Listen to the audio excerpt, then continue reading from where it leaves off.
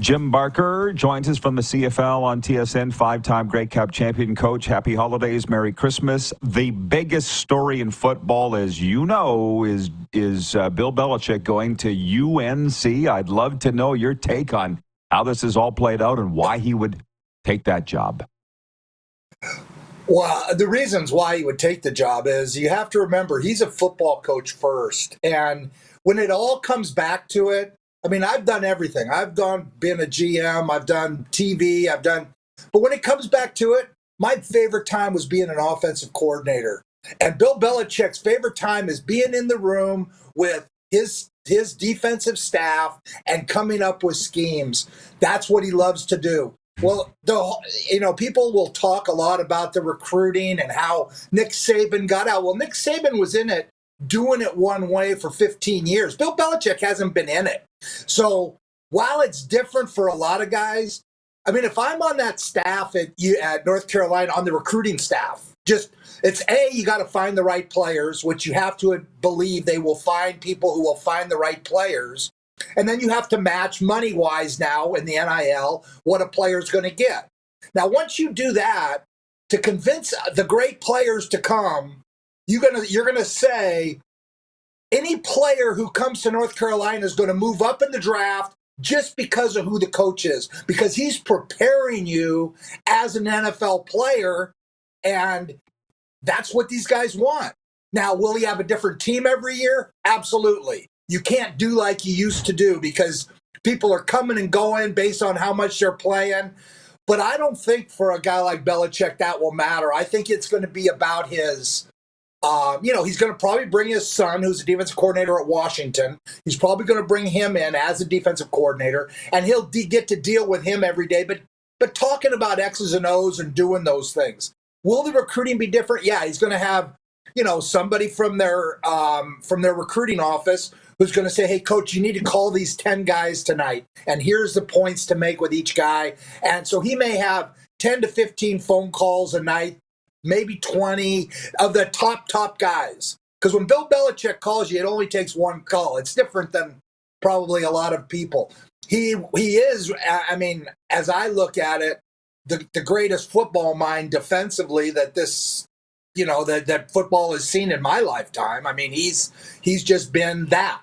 So, again, it's not even the Super Bowls. It's just the way he handles himself that way. So I'm fascinated to watch it.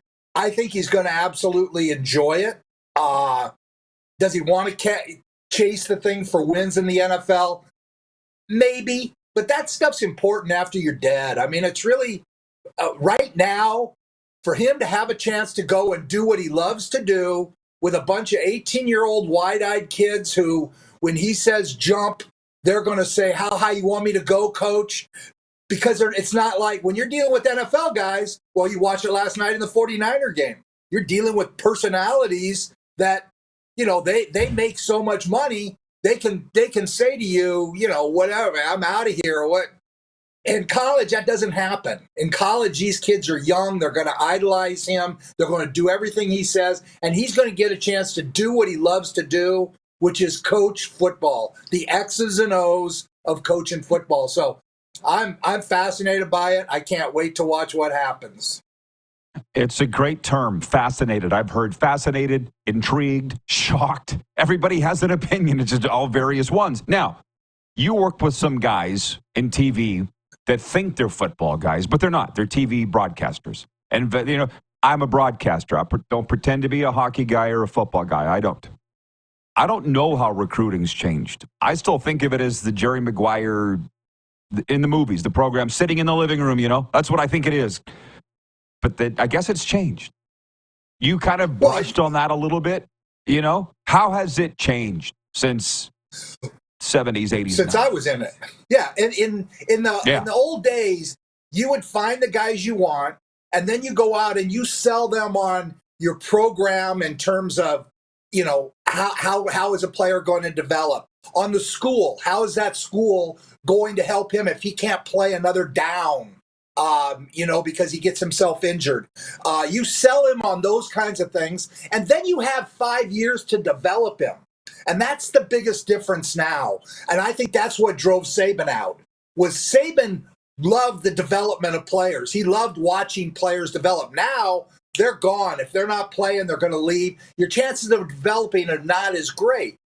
What makes them go to a place? Well, if they have a chance to make $2 million at one place and they're only going to make 500 at another, they're going to the place that makes 2 million. I don't care whether Bill Belichick's at the other place or not. They're going to go to where the money is. That's going to happen. Now, if it's 2 million or $1.5 million, maybe then they would consider taking the place that's going to help get them ready for the next phase of their life. When you look at these guys they're talking Brock Purdy's up for a contract this year, and they were talking $40 million. So you're talking about life-changing money in your next move. So the chance to go and play for a guy like Bill Belichick that has won Super Bowls, that knows what it does, and he's come out and said, the very first thing he said, which I thought was brilliant by him, was, we're going to run this like an NFL organization. This isn't college football. This is going to be run like an NFL organization. And the whole idea of going to a school for academics is so far gone now. It's all about the money. And not only the money now, but the money that you can set yourself up to make when you move to the next level. So, again, I think that recruiting has changed incredibly. And this is the way recruiting is now is a huge advantage. You watch that portal. There might be a kid right now sitting at Alabama that was kind of a part-time player, and he's thinking, wow, if I go there, I'll probably play right now because they weren't very good last year, and I'm going to have Bill Belichick coaching me. And if I'm a DB, my chances of getting drafted maybe even one round or 5 spots higher is going to go up. And that's the way that these kids think. They also have these advisors now that are basically they can have agents that are telling them, hey, this is what you want to do, and it's going to help you in your next step. And so that's what guides them now. It's not academics, it's not their degree, and it's sad, but the high level is not what it was. It's professional football. Played at universities. Well, hey, you're just a young pup compared to Belichick's 72 years of age. So here's another fun one for you. Do you see him? How long do you think he serves of this 5-year contract?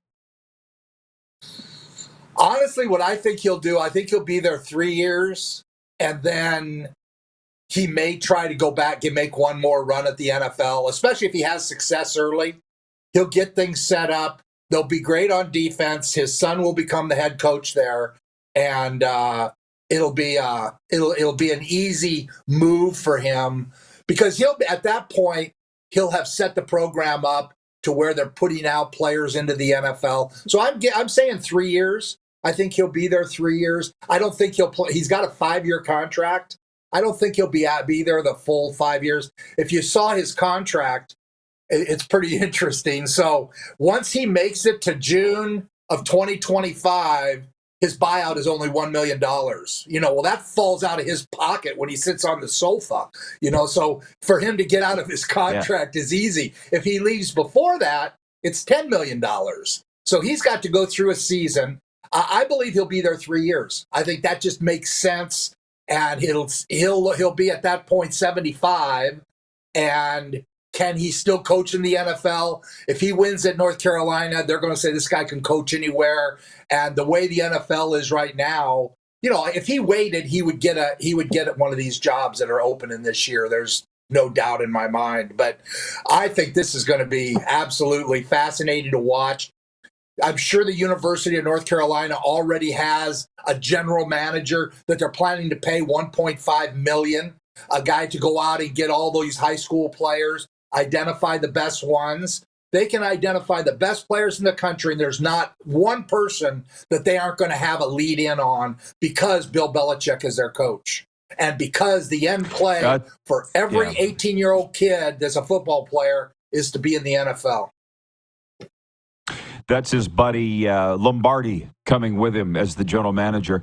A pretty quiet week in the CFL, other than a week ago after you and I were on the air. The Elks locked up Trey Ford to a 3-year deal, and he said on this show yesterday he wasn't going to come back to Edmonton. He didn't want to. So they had to do a big sell job on him to keep him, but they did. And it seems like everything's settled down. Maybe that's just for the holidays, because free agent, like really nothing picking up till free agency in February that I can see, unless I've missed something.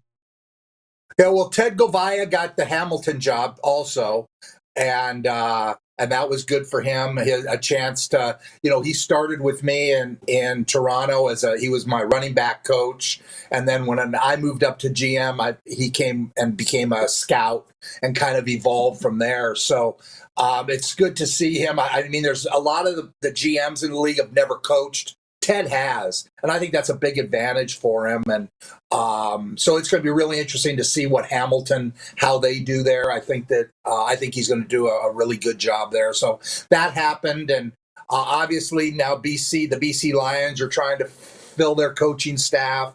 We still have the Brent Monson saga.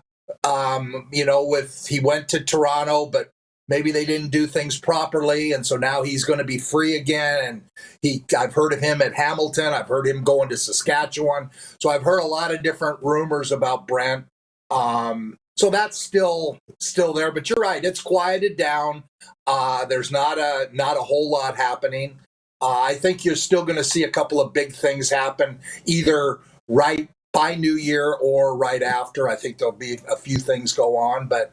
It's a time of year that right now I think things are focused on the college bowl games and on the final run in the NFL. I think that those things. I mean, that game last night was pathetic. I couldn't even watch it. It was that bad. And we play in the rain, and that's going to happen. But I mean, it was just horrible. And then watching what that kid did and refusing to go in and play, and it's everything that's wrong with pro sports at times. But so I think that's the focus. The focus is on the NFL run for positioning, because I think the good teams are declared. I don't think there's going to be a lot of surprises at this point. And then the college football bowl with the first time ever with this 12-team playoff, which I find fascinating. I mean, you've got Arizona State and Boise State having a bye. Two of four teams are teams that, again, Arizona State and Boise State. I mean, they didn't play anybody, either team, and I don't know. It's a tough one. So it's going to be really interesting to see how that plays out. Oregon, if they win in their first game, they're going to have to play whoever wins the Ohio State-Tennessee game. And that's a much tougher call than, say, Texas, who lost to Georgia. Texas is going to play Clemson, who shouldn't be in there at all, but because they won they beat SMU on their last minute kick, they'll play Texas. Whoever wins that plays Arizona State. You got a great chance to make it into the semifinals that fast. So I think the whole college football playoff thing is going to be great. Yeah. Of course. Last one for you.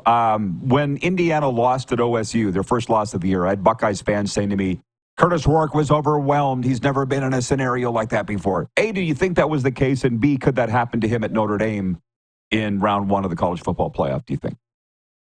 I don't believe it will. I don't believe it will. I don't believe that's what happened. I think they got beat by a better team. Ohio State was deeper and just a better football team than Indiana was. And again, I think Indiana's going to struggle with Notre Dame. I think that's going to be a tough one, but it's not going to be because of Curtis Rourke.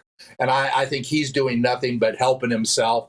Again, people are talking about him still in the fourth or fifth round. I think he's moved his way up into the top 3 rounds. And, when you're 6'5", and he's throwing the ball so much more accurately now, he's shown he can lead a team, take a team to where he's taken Indiana. So that's what's going to be fascinating, is to see how Curtis Rourke's draft stock, what this game, that's what the Notre Dame game is big. If Curtis Rourke plays lights out in the Notre Dame game and is able to take it to Boise State, then he's going to have a chance to he's going to have a chance to really up his draft stock in the NFL. I don't think we'll see him in this league for 5 years, in the CFL at 5-6 years, if that. He's too prototype NFL. Much different than his brother, who isn't 6'5" and played all his whole career at Ohio. I mean, to play at Indiana and win the Big Ten is a big deal. A wonderful football update. Jim, thanks for this. Merry Christmas. We'll chat with you next week. Great. Talk to you later, Rod. Our football analyst, Jim Barker, checking in from Hogtown.